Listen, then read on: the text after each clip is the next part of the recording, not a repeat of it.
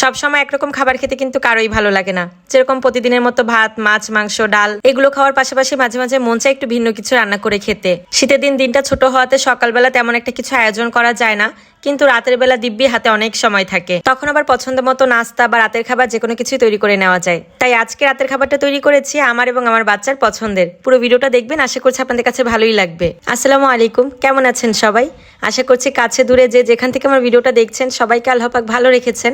আমরা আলহামদুলিল্লাহ ভালো আছি। আজকের ভিডিওটা সকাল থেকে শুরু করেছি। সকালবেলা আজকে কই মাছ দিয়ে পুঁই শাক রান্না করব। কই মাছগুলো আগে একটু লবণ, হলুদ, শুকনা মরিচের গুঁড়া আর কয়েকটা কাঁচা মরিচ দিয়ে একটু তেলের উপর কষিয়ে নিয়েছি। কোনো বাটা মশলা দেইনি, শুধু গুঁড়া মশলা দিয়ে একটু কষিয়ে নিয়েছি।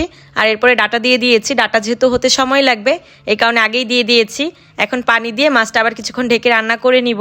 মাছের গা থেকে পানিটা শুকিয়ে যাওয়া পর্যন্ত রান্না করবো, আর এর ভেতর ডাটাটাও সিদ্ধ হয়ে যাবে।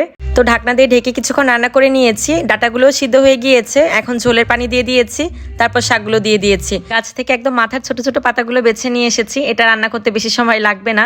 মাছের সাথে ভালো করে একটু মিশিয়ে নিয়ে ঢাকনা দিয়ে ঢেকে রেখে দিব। আর রান্নার শুরুতে একটু পেঁয়াজ রসুন ভেজে রেখেছিলাম, তো সেটা এখন মাছের সাথে দিয়ে দিচ্ছি। আমাদের ঝোল রান্না কিন্তু হয়ে গেছে। ঝোলটা একটু বেশি সময় রান্না করা হয়েছে বলে পাতাগুলো কিন্তু একদম গলে গেছে। আর একটু কম সময় রান্না করলেই ভালো হতো। তো লাস্টে একটু ধনিয়া পাতা দিয়ে দিয়েছি। তো আমাদের কিন্তু কই মাছ দিয়ে শাক রান্না করা শেষ।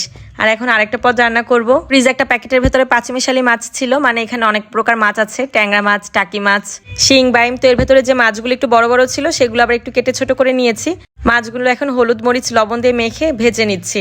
মাছগুলো দিয়ে অন্য কিছু রান্না করলে বেশি কাটা কাটা হয়ে যেত, যেহেতু মাছগুলো ছোট ছোট, এই কারণে ভেজে খেতেই বেশি ভালো লাগবে। একটু মচমচে করে ভাজলে পেঁয়াজ মরিচ দিয়ে খেতে অনেক বেশি মজা লাগবে। তো আমাদের মাছগুলো ভাজা শেষ। আর এখন কিছু পেঁয়াজ আর কাঁচামরিচ ভেজে নিব। এর ভেতরে সামান্য হলুদের গুঁড়া আর লবণ দিব। পেঁয়াজটা একটু লাল করে ভেজে নেওয়ার পরে মাছগুলো দিয়ে দিয়েছি। আর আমাদের আন্টি সবকিছুর ভেতরেই ধনিয়া পাতা খায়, এই কারণে ভাজির ভেতরেও দিয়েছে ধনিয়া পাতা। তো আমাদের মাছ ভাজা কিন্তু শেষ। আজকে কিন্তু আর অন্য কিছু দেখাচ্ছি না, মানে এমনিতেই ভিডিওটা লং হয়ে যাবে অন্য কিছু দেখাতে গেলে, তাই শুধু রান্নাবান্নার ভিডিওটাই দেখাচ্ছি, মানে সারাদিন কি কি রান্না করেছি তাই। এটা হচ্ছে সন্ধ্যার ভিডিও। সকাল দুপুর হচ্ছে যা রান্না করেছি ওটা দিয়েই খেয়েছি। আর রাতের বেলা হচ্ছে একটু অন্য কিছু খেতে মন চাচ্ছিল।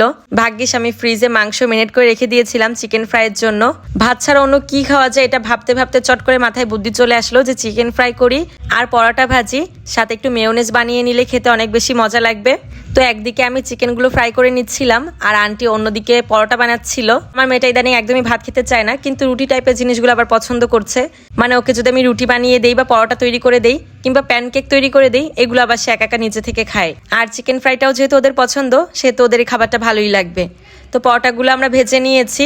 প্রথম দিকে কয়েকটা তেল দিয়ে ভেজেছি, আর এরপরে চিন্তা করলাম চিকেন ফ্রাই করেছি যে ওই তেলটা দিয়ে পরোটা ভাজলে মনে হয় খেতে বেশি ভালো লাগবে। তো পরের পরোটাগুলো আবার ওই তেল দিয়েই ভেজেছি। তো পরোটা ভাজা শেষ, আর এখন সবার প্লেটে খাবার বেড়ে নিয়েছি।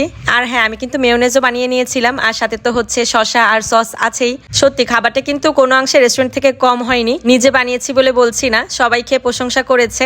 গ্রামের মানুষগুলো কিন্তু এসব খাওয়ার খুব বেশি একটা সুযোগ পায় না। তো আমি বানিয়ে আমার প্রতিবেশী কাকিকে দিয়েছিলাম, কিন্তু না, কাকির কাছে বেশ ভালোই লেগেছে। সে আমাকে বলেছে যে আমার সসটা নাকি তার বেশি পছন্দ হয়েছে।